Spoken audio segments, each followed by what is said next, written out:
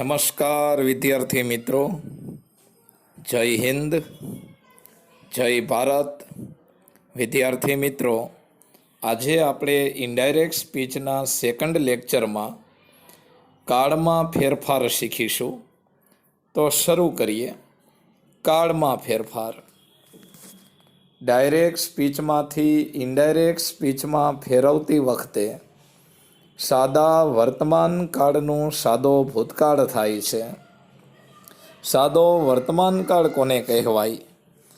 તો કે ક્રિયાપદનું મૂળરૂપ અથવા ક્રિયાપદનું એસ કે ઈએસ વાળું રૂપ, તેને સાદો વર્તમાન કાળ કહે છે. ઉદાહરણ તરીકે રાઇટ અથવા રાઇટ્સ, તેનું સાદો ભૂતકાળ થાય છે. તો સાદો ભૂતકાળ કોને કહેવાય? ક્રિયાપદનું બીજું રૂપ એટલે સાદો ભૂતકાળ. જેમ કે વ્રોટ, તો રાઇટ અથવા રાઇટ્સનું વ્રોટ થાય છે. પ્લે અથવા પ્લેઝનું પ્લેઇડ થાય છે. ગો અથવા ગોઝનું વેન્ટ થાય છે. ડુ કે ડઝ અને સાથે ક્રિયાપદનું મૂળરૂપ હોય તો તેને પણ સાદો વર્તમાન કાળ કહે છે. સામે સાદા ભૂતકાળમાં ડીડ પ્લસ ક્રિયાપદનું મૂળરૂપ આવશે.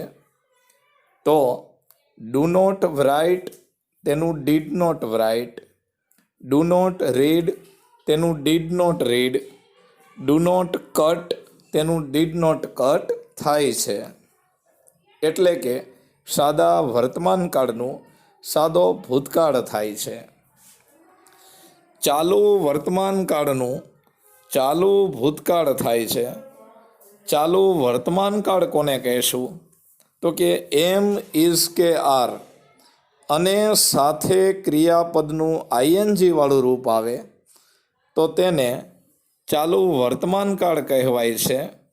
સામે વોઝ કે વેર અને સાથે ક્રિયાપદનું આઈએનજી વાળું રૂપ આવે તો તેને ચાલુ ભૂતકાળ કહે છે. તો ડાયરેક્ટ સ્પીચમાંથી ઇનડાયરેક્ટ સ્પીચમાં ફેરવતી વખતે ચાલુ વર્તમાન કાળનું ચાલુ ભૂતકાળ થાય છે. એટલે કે ઇઝ રાઇટિંગનું વોઝ રાઇટિંગ થાય છે. ઇઝ કમિંગનું વોઝ કમિંગ થાય છે. ઇઝ સિટિંગનું વોઝ સિટિંગ થાય છે. ત્રીજો ફેરફાર, પૂર્ણ વર્તમાન કાળનું પૂર્ણ ભૂતકાળ થાય છે. પૂર્ણ વર્તમાન કાળ કોને કહીશું?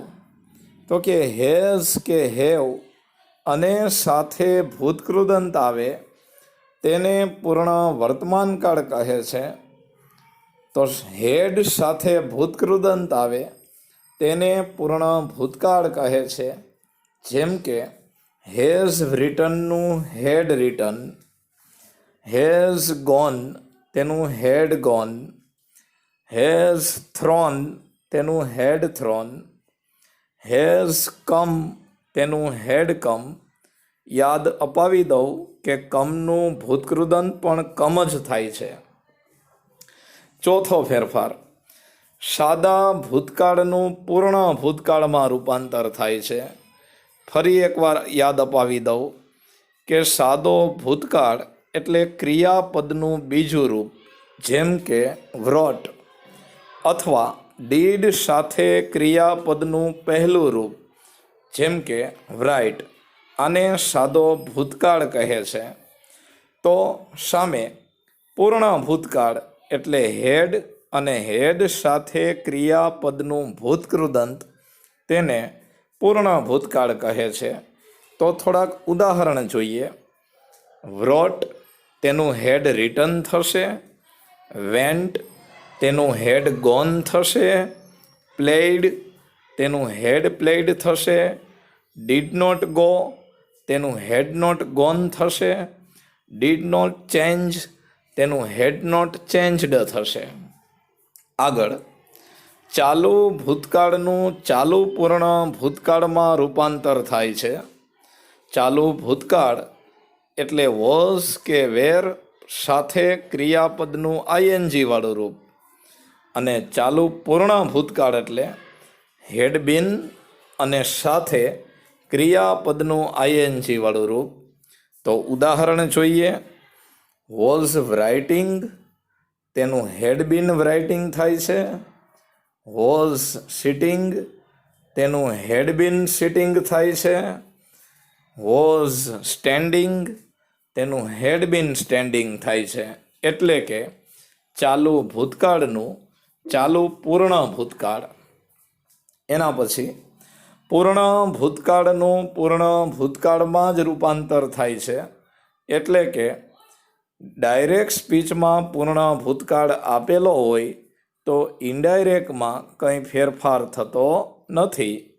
ઉદાહરણ તરીકે હેડ રિટન, એનું હેડ રિટન જ રહે છે. હેડ સેટ, તેનું હેડ સેટ જ રહે છે. હેડ સ્લેપ્ટ, તેનું હેડ સ્લેપ્ટ જ રહે છે. એના પછી સાદો ભવિષ્યકાળ. સાદો ભવિષ્યકાળ કોને કહેશું? તો કે શેલ કે વિલ સાથે ક્રિયાપદનું મૂળરૂપ હોય તેને સાદો ભવિષ્યકાળ કહે છે. તો સાદા ભવિષ્યકાળનું વુડ અને વુડ સાથે ક્રિયાપદનું મૂળરૂપ થશે. જેમ કે શેલ રાઇટ કે વિલ રાઇટ હોય તો તેનું વુડ રાઇટ થશે. શેલ ગો કે વિલ ગો હોય તો તેનું વુડ ગો થશે. શેલ કટ કે વિલ કટ હોય તો તેનું વુડ કટ થશે. આવી રીતે. એના પછી મોડલ ઓક્ઝિલરીઝ જોઈએ. તો મોડલ ઓક્ઝિલરીઝમાં કેન, તેનું કુડ થશે. મે, તેનું માઇટ થશે. કુડ, શુડ અને વુડ એમના એમ રહેશે. મસ્ટ, માઇટ અને ઓટ ટુ જેમના તેમ રહેશે. તો મોડલ ઓક્ઝિલરીઝમાં માત્ર બે જ ફેરફાર થાય છે. કેનનું કુડ થાય છે અને મેનું માઇટ થાય છે. બાકીની મોડલ ઓક્ઝિલરીઝ જેમની તેમ રહે છે. આ હતા આપણા કાળમાં ફેરફાર. હવે કાળમાં ફેરફાર સાથે જોડાયેલી અમુક નોંધનો અભ્યાસ કરીએ. નોંધ નંબર 1. ડાયરેક્ટ સ્પીચમાંથી ઇનડાયરેક્ટ સ્પીચમાં ફેરવતી વખતે નીચે પ્રમાણે ફેરફાર થાય છે. એમાં પહેલું, એમ, ઇઝ કે આરનું વોઝ કે વેર થાય છે. હેઝ કે હેવનું હેડ થાય છે. વોઝ કે વેરનું હેડ બીન થાય છે. અને માત્ર હેડ હોય તો તેનું હેડ હેડ થાય છે. એમ, ઇઝ કે આરનું વોઝ વેર થાય છે, જેને કહેવાય સાદા વર્તમાન કાળનું સાદો ભૂતકાળ. હેઝ કે હેવનું હેડ થાય છે, જેને કહેવાય સાદા વર્તમાન કાળનું સાદો ભૂતકાળ. વોઝ કે વેરનું હેડ બીન થાય છે, જેને કહેવાય સાદા ભૂતકાળનું પૂર્ણ ભૂતકાળ. અને હેડનું હેડ હેડ થાય છે, જેને કહેવાય સાદા ભૂતકાળનું પૂર્ણ ભૂતકાળમાં રૂપાંતર.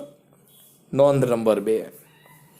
ડાયરેક્ટ સ્પીચમાંથી ઇનડાયરેક્ટ સ્પીચમાં રૂપાંતર કરતી વખતે ક્રિયાપદના 4 સ્વરૂપોમાં ફેરફાર થતો નથી. 1. ક્રિયાપદનું આઈએનજી વાળું રૂપ એટલે કે વર્તમાન કૃદંત. 2. ક્રિયાપદનું ત્રીજું રૂપ એટલે કે ભૂતકૃદંત. 3. ક્રિયાપદની આગળ ટુ આપેલું હોય જેને કહેવાય ઇન્ફિનિટિવ. અને 4. મોડલ ઓક્ઝિલરીઝની પાછળ આપેલું ક્રિયાપદ. ઉદાહરણ તરીકે 1. ક્રિયાપદનું આઈએનજી વાળું રૂપ રીડિંગ, ગોઈંગ, કમિંગ, સ્લીપિંગ. જો આવી રીતે ક્રિયાપદ આપેલું હોય તો ફેરફાર ન થાય. ભૂતકૃદંતમાં ફેરફાર ન થાય. ઇન્ફિનિટિવ, ઉદાહરણ તરીકે to go, to play, to read, to come, to start, to open, જેમાં ફેરફાર ન થાય. મોડેલ ઓક્ઝિલરીસની પાછળ આવતું ક્રિયાપદ, જેમ કે કેન ગો તો કુડ ગો. ચાલો, કેનનું કુડ થશે, પણ ગો ક્રિયાપદ એમનું એમ જ રહેશે. પછી મે રાઇટ તો તેનું માઇટ રાઇટ થશે. મેનું માઇટ થાય, પણ રાઇટ ક્રિયાપદમાં ફેરફાર નહીં થાય. તો આ નોંધ પણ યાદ રાખવા જેવી છે કે ક્રિયાપદના 4 સ્વરૂપોમાં ફેરફાર ન થાય: આઈએનજી વાળું રૂપ, ભૂતકૃદંત, ઇન્ફિનિટિવ અને મોડેલ ઓક્ઝિલરીસની પાછળનું ક્રિયાપદ. હવે જોઈએ અન્ય ફેરફાર. તો ધીસનું ધેટ થાય છે. ધીસનું ગુજરાતી આ, ધેટનું ગુજરાતી એ. ધીસનું ધોઝ થાય છે. હિયરનું ધેર થાય છે. નાવનું ધેન થાય છે. ધેનનો સ્પેલિંગ ખાસ યાદ રાખજો, THEN.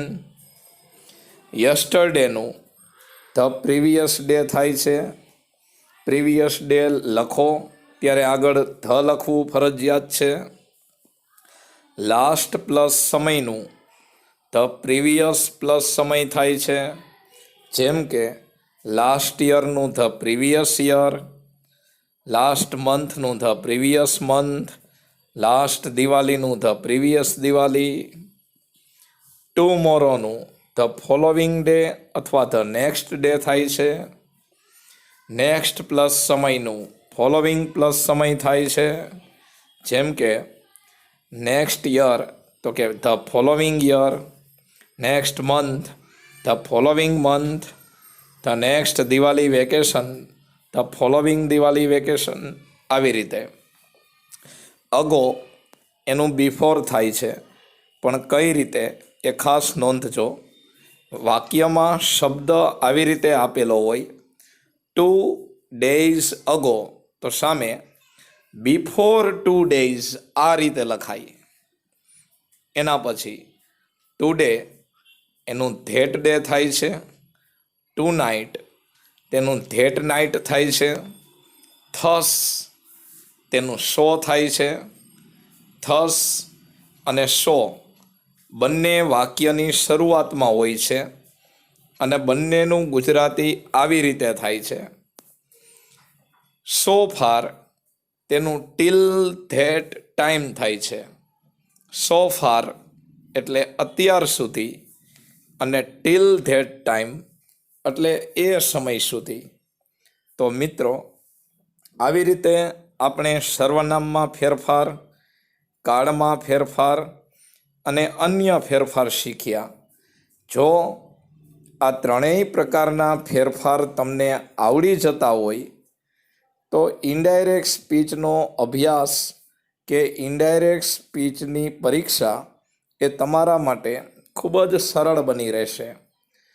બંને વિડીયોમાં જેટલું તમે જોયું એટલું તમારી નોટબુકમાં વ્યવસ્થિત રીતે ભૂલ વગર સાચા સ્પેલિંગથી ઉતારી લેજો અને ફરી એકવાર વાંચી લેજો. હવે પછીના લેક્ચરમાં આપણે વાક્યો શરૂ કરીશું, પણ વાક્યો શરૂ કરીએ એ પહેલાં બધા જ નિયમો યાદ હોવા એ ખૂબ જરૂરી છે. Thank you.